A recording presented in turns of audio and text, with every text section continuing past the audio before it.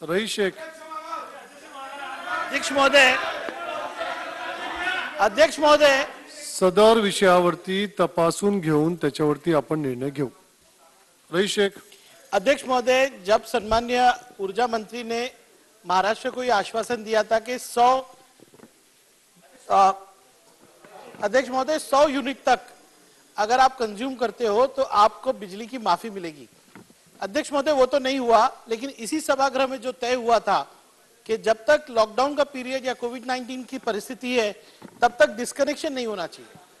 अध्यक्ष महोदय, मैं भिवंडी शहर से आता हूं जहां पे पावरलूम इंडस्ट्री है. इस सरकार ने पावरलूम इंडस्ट्री के लिए किसी तरह का कोई पैकेज नहीं दिया, लेकिन हमको 2007 से ऐसी एक कंपनी प्राइवेटाइजेशन के नाम पे दी हुई है जिसका नाम है टोरेंट पावर कंपनी. अध्यक्ष महोदय, डिस्कनेक्शन का ये हाल है कि आप गरीब से गरीब व्यक्ति अगर देखेंगे तो उसको लॉकडाउन पीरियड में भी और लॉकडाउन पीरियड के बाद आज कोविड-19 के परिस्थिति में भी डिस्कनेक्शन किए जा रहे हैं. अध्यक्ष महोदय, मेरा स्पेसिफिक प्रश्न है, क्या मंत्री महोदय आश्वासित करेंगे कि टोरेंट पावर कंपनी की जो दादागिरी भिवंडी शहर में चल रही है वो दादागिरी जो है बंद होगी? आज लॉकडाउन के अंदर हमने कई प्रश्न मंत्री महोदय के सामने रखे हैं. हमारे यहाँ पे पीडी केसेस है, मतलब परमानेंट डिस्कनेक्शन. अध्यक्ष महोदय, एमएससीबी के हमारे यहाँ पे थकबाकी है, उस पे इंटरेस्ट मारा जा रहा है. अध्यक्ष महोदय, ये सारे प्रश्न मंत्री महोदय साहब के सामने रखे हुए हैं. आपके माध्यम से चाह रहा हूं कि मंत्री महोदय जी आश्वासित करें कि टोरेंट पावर कंपनी के सामने ईमानदारी से ऑडिट की जाएगी. उसने भिवंडी शहर के 285 करोड़ रुपए जो उसको देने थे वो आज तक दिया नहीं. अध्यक्ष महोदय, मैं चाहता हूं कि मंत्री महोदय आश्वासित करें कि टोरेंट पावर कंपनी के खिलाफ कार्रवाई की जाएगी, ऑडिट की जाएगी. जो डिस्कनेक्शन वो कर रही है और जो पीडी के अगेंस्ट मीटर्स नहीं दे रहे उसके अंदर सहूलत दी जाएगी. धन्यवाद. सन्मान्य अध्यक्ष महोदय, श्रीयुत सन्मान्य आमदार रईस शेख साहेबांनी जो प्रश्न विचारला की लॉकडाऊनच्या काळामध्ये जे वीज वापरण्यात आली त्या विजेच्या संबंधाने कोणती आम्हाला सूट मिळाली नाही.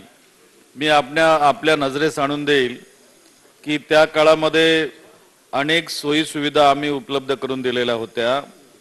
त्यात ऑनलाईन देयके भरणे, देयके दुरुस्त करून देणे, संकेतस्थळावर माहिती मिळावे, SMS समाज माध्यमांचा वापर करण्यात आला आणि सुलभ हप्त्यामध्ये वीज देयके सुद्धा भरण्याचा सुविधेचा समावेश होता आणि त्याला अत्यल्प प्रतिसाद त्या काळामध्ये प्राप्त झाला.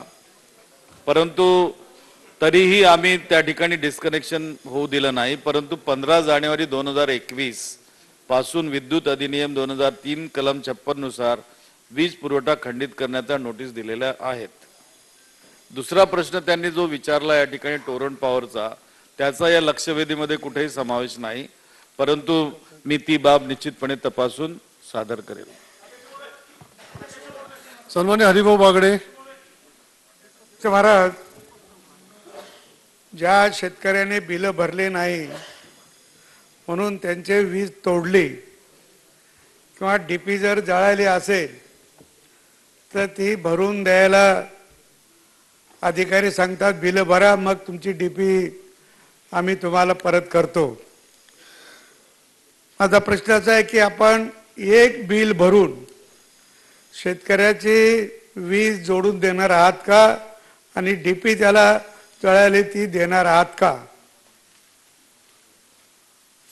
अध्यक्ष महोदय, सन्माननीय विधानसभेचे माजी अध्यक्ष हरिभाऊ बागडे साहेबांनी जो प्रश्न या ठिकाणी उपस्थित केला त्या प्रश्नाविषयी मी आपणास सांगू इच्छेन की कृषी ग्राहकांची थकबाकी प्रचंड वाढलेली आहे आणि शासनाने या संबंधी सर्वसमावेशक असं कृषी वीज पंप जोडणी धोरण 2020 लागू केलं आहे. या धोरणाअंतर्गत सुधारित थकबाकीवर 50% पर्यंतची सूट ग्राहकांना देण्यात येत असते. तसेच जमा होणाऱ्या महसुलांपैकी 66% निधी हा त्याच जिल्ह्यातील विजेच्या पायाभूत सुविधांकरिता वापरण्यात येणार आहे.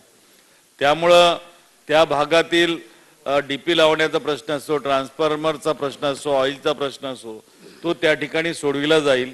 या व्यतिरिक्त माझ्या खात्याने त्या ठिकाणी व्यवस्था केलेली आहे कंपनीच्या माध्यमातून की डीपी असो ट्रान्सफॉर्मर असो त्या ठिकाणी आम्ही उपलब्ध करून ठेवलेले आहेत, ऑइल उपलब्ध करून ठेवलेले आहेत, त्या तात्काळ त्या ठिकाणी दुरुस्त केल्या जातील.